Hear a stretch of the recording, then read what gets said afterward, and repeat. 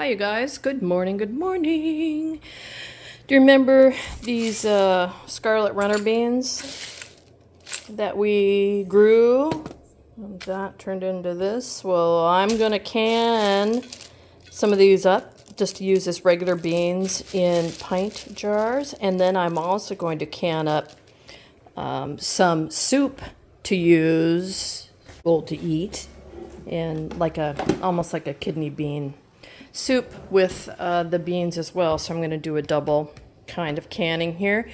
Right here I've got the beans that had soaked overnight, and now they're boiling way too hard. They should simmer for an hour. I'm following the directions for the proper way to can dried beans in the the feds.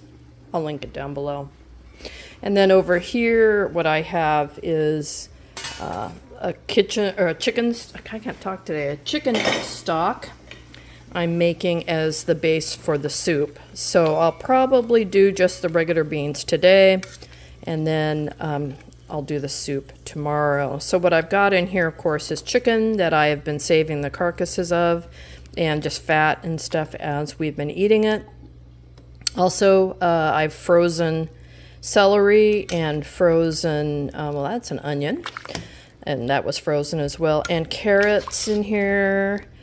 These all come from the freezer, so I'll strain all this out, and then when I make the soup, I will use just the liquid as the base, and then I will add fresh vegetables into the soup, along with some ham and smoked ham and ham hock, and I'll use the beans, of course, in there as well, and I'll put that in quart jars. So soups in quarts, regular beans in pints, but this is the way you start. I measured out 3 pounds of beans, which is right around a half gallon. I have no idea how many pint jars this will make, and I'm starting with that. So we'll check back in and see as we go along here, and looks good already. Oh, I have salt and pepper in there too, and I should throw some bay in there. I'm going to do that.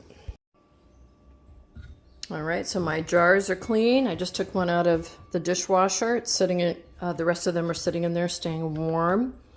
Got my beans that have been simmered, and at this point, you know, they're not fully cooked, right?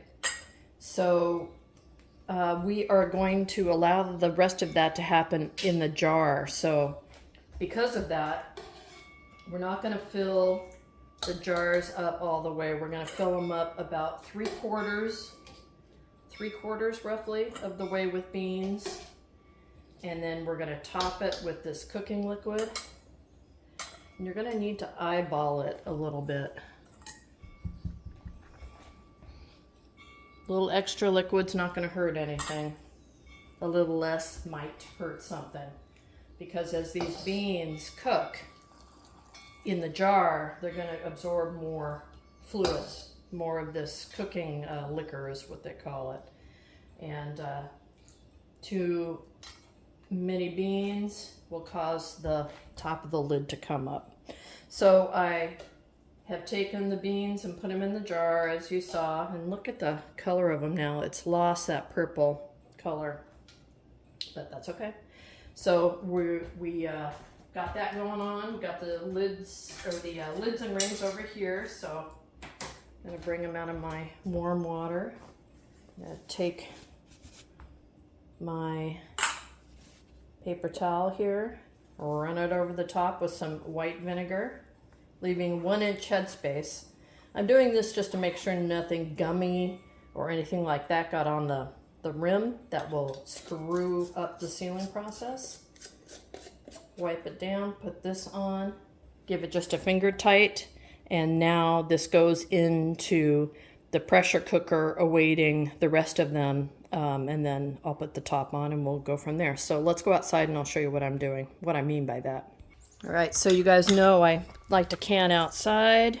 So what I've got is my canner here, and there's the fluid is in the bottom. It's coming up about 3 inches, which is about 3 quarts, how much we want in here. This canner is actually on, it's on low, just to keep the hot jar, the hot contents, the hot lids, the hot rings in hot water. and then I'll fill up the rest of the space, put the top on, and we'll go from there. So now I'm going to run real quick, go back and forth, and fill this sucker up. I forgot to debubble that last jar, so I'm going to do that when I go back outside. And what we're doing is just getting rid of any extra airspace in there. And we're doing that ahead of time so it doesn't happen while we're canning and then it tries to push the top of the lid off. Wipe this down, and while I'm wiping, I'm checking for cracks in the glass, chips, stuff like that. Right, you guys, so I'm getting near the end of my large mouth jars here, and I have more beans than I thought I did. I only put in just shy of 3 pounds, so I'm switching to small mouth jars, and we're gonna have to stack them in the Presto canner, which is not a big deal. Let's take these outside and I'll show you how to do it. All right, so obviously wide mouth jars are wider than small mouth jars, so they're better to put in the bottom. But if you're gonna stack, you need another rack.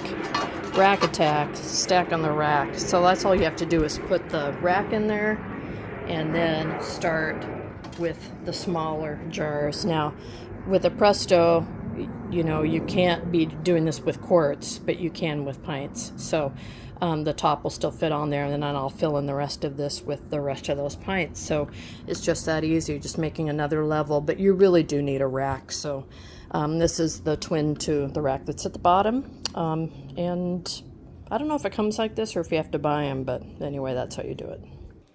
All right, so we're on the last jar, and this is how many beans I've got left, which is obviously not 3/4 of the amount. So I have a few options. I could just put it in the fridge and use it, or I could do what I'm doing now, which is I'm just going to fill up the whole extra space with the pot liquor, the cooking water, and call it good. It'll just be shy some beans, but every little bit counts, right? And again, we've got the perfect amount of jars with this last batch. Just enough to fill the canner up. Ooh, better debubble. And even though there's not very much in there. So we're gonna go outside now and put the lid on, and you can see what the full double stack looks like. Isn't this fun? All right, so we have 7 jars in the bottom and 1, 2, 3, 4, 5, 6 at the top. I'm just kind of making sure they're about centered, evenly distributed. All right, so now what we're gonna do is put the lid on. And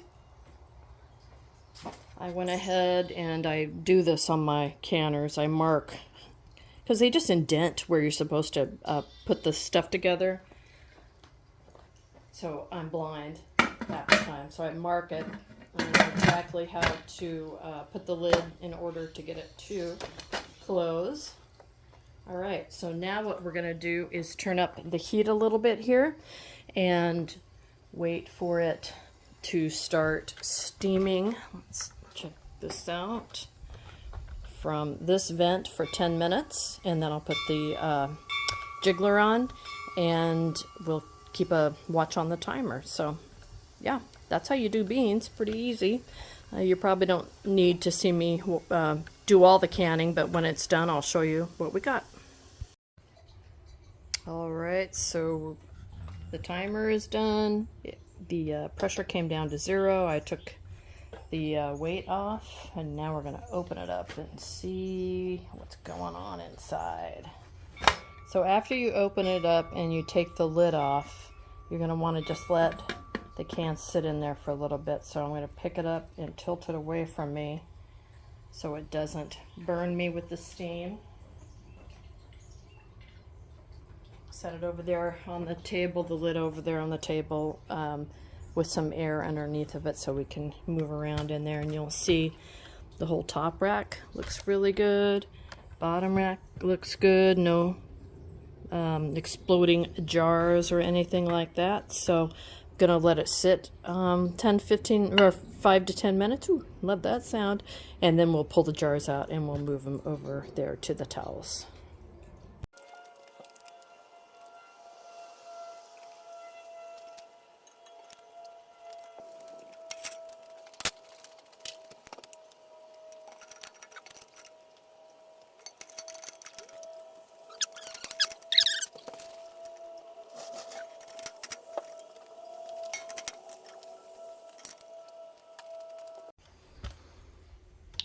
So obviously had a little bit of siphoning in there. The water's not too bad. You can see on top of some of these jars here that we have sauce water, but that's easy to clean up. A little bit of vinegar water, and after they're cool, I'll do that. Yeah, right now don't want to mess with those while they're still kind of finishing processing here, and you can see some of these are still evacuating water or air, excuse me. I'll get down here so you can see that. So when you look at a jar and it looks like it's still boiling, that's still air evacuating the jar. I don't really think it's boiling. I think the air is just still leaving. So don't want to bump them or anything too much, but when they're very cool, then I'll remove the rings and everything. But right now, just looking real close, it looks like everybody is sealed up. So let's see, 1, 2, 4, 5, 6, 7, 8, 9, 10, 11, 12, 14. Wait, 1, 2, 3, 4, 5, 6, 7, 8, 9, 10, 11, 12, 3, yeah, 14. Not too bad.